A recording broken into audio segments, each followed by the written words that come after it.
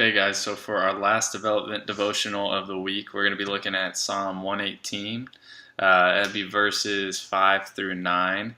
And so, we've talked a lot about worry and anxiety. It's definitely a big part of baseball and what we have to battle as baseball players, constantly trying to maintain our confidence and not looking at our stats to feel secure and all that kind of stuff. And not worrying about what our next at bat, next game, all that kind of stuff is going to look like. And so this last verse is just a big encouragement for us because for me, especially when I was playing, a big part of my worry and concern was how people were going to look at me if I struggled, if I failed. And so I was worrying a lot about other people and what they would think. And then, there's always going to be people that, maybe don't like you or maybe are rooting against you and that sort of stuff, just a reality of life. And so this verse is just, I think it's just an incredible encouragement, talking about how the Lord's on our side. We just don't have anything to fear, especially from people. And so let me read that verse to you right now. Out of my distress, I called on the Lord, and the Lord answered me and set me free.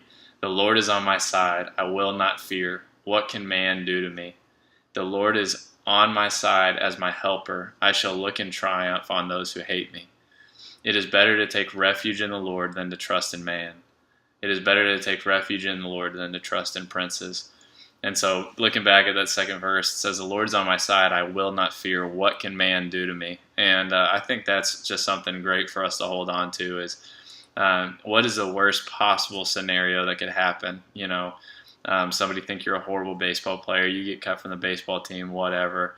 At the end of the day, the Lord's on your side, and you really don't have anything to fear, because if the God of the universe can look on you and be on your side, then ultimately you're in good shape, and it's His opinion that matters.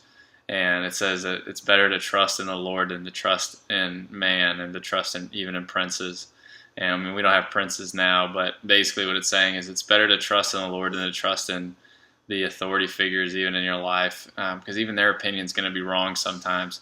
And so ultimately, you want to work as pleasing the Lord and not men. You want to work like something that's going to be pleasing to Him, and all of that has to do with effort and the way that you go about the game. And at the end of the day, if the result isn't the way you like it, you can fall back and be comforted by the fact that the God of the universe is on your side, and you don't have anything to fear from man. So enjoy your weekend, and we'll get back at you next week with more development devotionals.